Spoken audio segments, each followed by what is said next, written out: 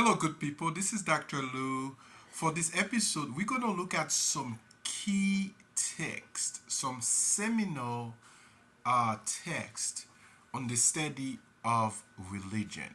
Some major texts that have been influential in religious scholarship for the past 20 to 25 years, even more. Now, I want to begin with the classic, okay, the classic text on religious studies, okay? Uh, we begin with William James' text. William James, The Varieties of Religious Experience. The Variety of Religious Experience. Now, this is an interdisciplinary study uh, where James brings psychology, religion, and and history in conversation, right? In conversations to scientific, the scientific method.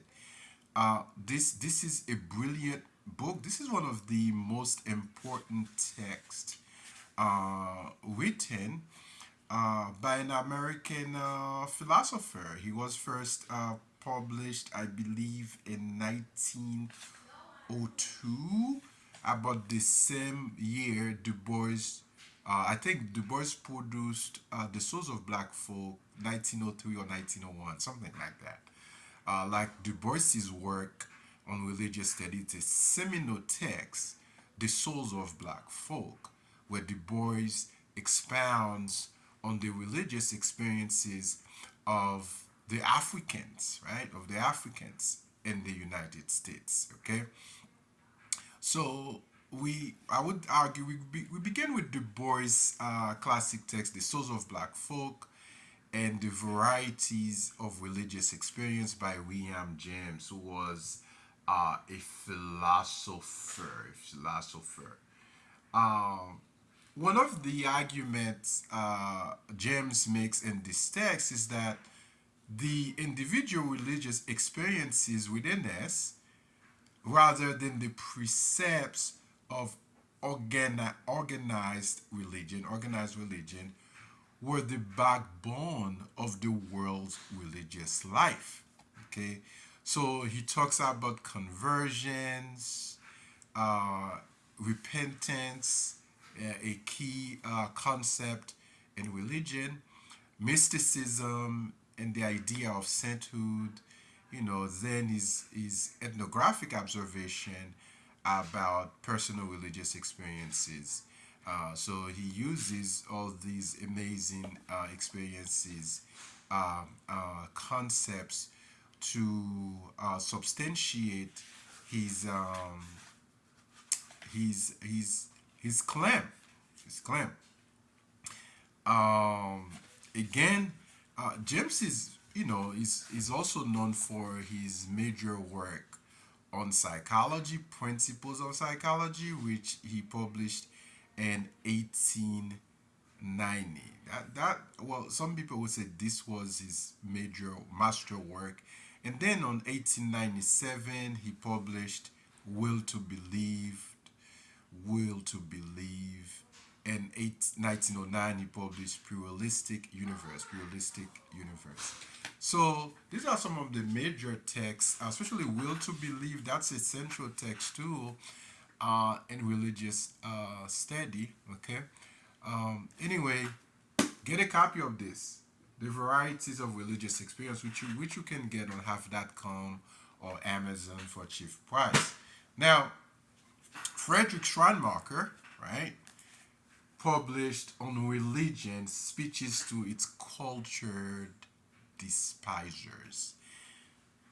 On religion, speeches to its cultured despisers. So technically, this book has been translated from German to English. Now, he was first published in the English language by Harper Torch Books in 1958. It was translated by actually, what's the guy's name here? By John Oman, and the foreword was written by Jack Forsman. So now, this is a collection of essays or speech which Schratmacher delivered a long time ago. Because I have read those lectures, many years ago. I remember I was taking a course on religious studies back in my when I was doing my master's degree at the University of Louisville. We were reading. Actually, the course was on methods, right? So anyway, this text was assigned to us. So anyway, he's in the second speech, he talks about the nature of religion. What is religion, right? What is religion? And then the third speech, the cultivation of religion. So the idea of the religious, okay? Then the fourth speech, he talks about is association in religion or church and priesthood. And the last one, the religions with an S. This is a major work. It's a seminal work. Uh, you know, Now this book was first published. I should say this was first published in German in 1799, and it was an epoch-making text. In fact, it became a classic when it first published. Right? Many people want to know Friedrich Schleiermacher as the father of liberalism, liberal theology. Okay, and he was a Protestant theologian. So this again, this is a major text. Now, an old classic text that was published in 1890. Okay, 1890. It's the Golden Bough. The Golden Bough. And some people have the tendency to pronounce it as bow, but it's Golden Bough by James George Fraser. Now, it was published, like I said before, it was published in 1890. Again, this is what I have with me here is the abridged version, but it was initially published as a 12-volume work from 1906 to 1915. Okay, but at the beginning it was just a one-volume work. Okay, well, it looks like what I just said is very confusing. Let me repeat that. Okay, I don't want to confuse you. So the Golden Bough was published in 1890. Okay, eventually issued a 12 volume, right? 12-volume edition from 1906 to 1915. Then the abridged version, okay, which was edited by the author himself and his wife, was published in 1920 to 1922. Now, this is a book that brings together in conversation anthropology, literature, and religion. It's a classic text on the nature of belief and institutions of mankind. Okay? Also, how people, human beings, make progress through magic and religion to scientific thought. You see the ladder here? Magic, religion, and scientific thought. You have to see how the mind of Fraser works. So not just Fraser at that time, because there's those who have held, who still hold the evolutionary theory in reference to epistemology or knowledge, or the so-called scientific knowledge, do believe. Now, this is how evolution our intellectual evolution or mystical evolution has evolved over the years. We begin with magic, then we transition to religion, then we eventually got to scientific knowledge, scientific thought. This is an important, extremely classic text, The Golden Bough by James Fraser. Now, my cup says, cup a day keeps the crazy away. Number one, cup a day keeps the crazy away. Now, we're going to turn to sociology. And we're going to look at a book that has changed the religious landscape after its publication. He has influenced many thinkers, not just sociologists of religion, but also religious scholars in general. It's one of my favorite texts on religious studies. However, I do not agree with the author on many of his claims. Okay, so uh, Emile Emile Durkheim published the elementary forms of religious life, and this was translated in English by Karen E. Fields. The in 19, I believe, was 1995. Okay, the elementary forms of religious life. Not only Karen E. Fields translated this work, she also wrote the introduction. It's right here. Looks like this. Okay.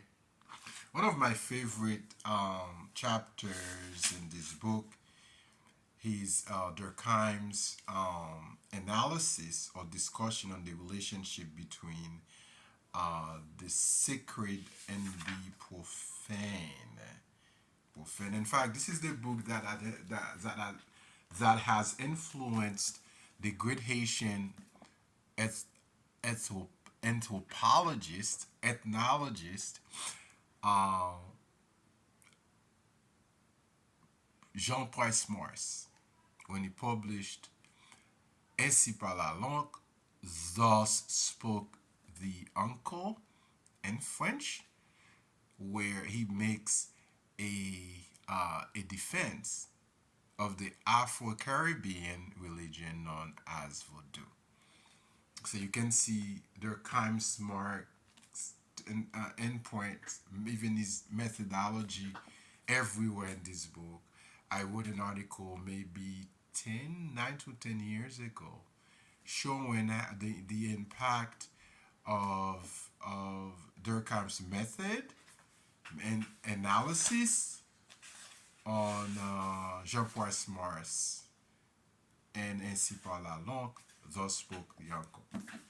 Major work on the sociological study and ethnographic uh, study of religion. Okay, we're gonna turn to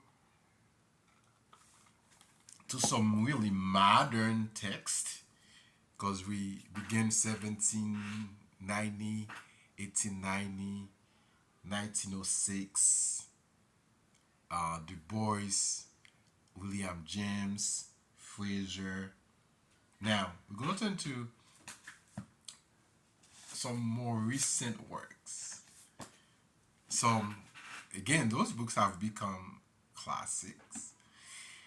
Um, let's begin with this one, okay? So, Clifford's text, The Interpretation of Culture. The Interpretation of Culture, which was published in 1973, Clifford was an American cultural anthropologist. Okay. Not only you see he taught at Princeton for many years, and he was a professor of social science at the Institute for Advanced Study. There. Now,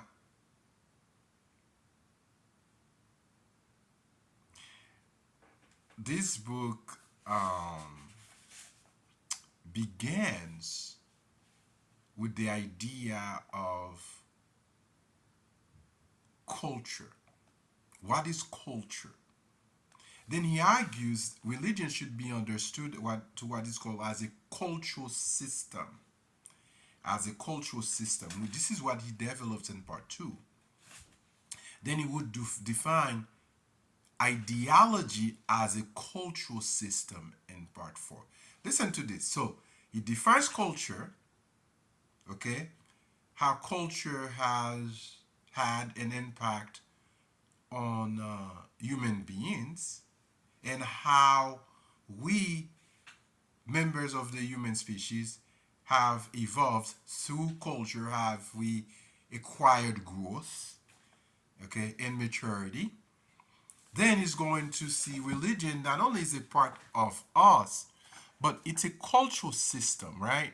Because religion as a cultural system has an ethos, worldview, okay, and sacred symbols, and of course, rituals, okay. Then he's going to expand that conversation in part four, to say, well, maybe we should consider religion as an ideology, because ideology, at least in parallel, because ideology is also a cultural system and religion is a cultural system.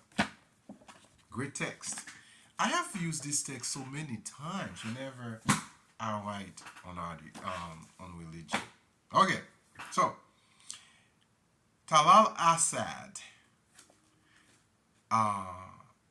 published this splendid work, right? This is a splendid work.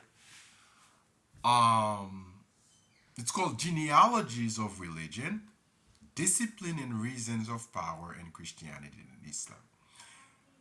It's a comparative study, but this comparative study is so significant for our understanding of how religion works, or how religions work.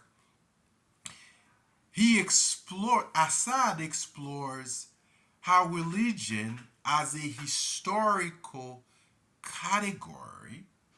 So religion is he presents religion to us as a historical category. In other words, we can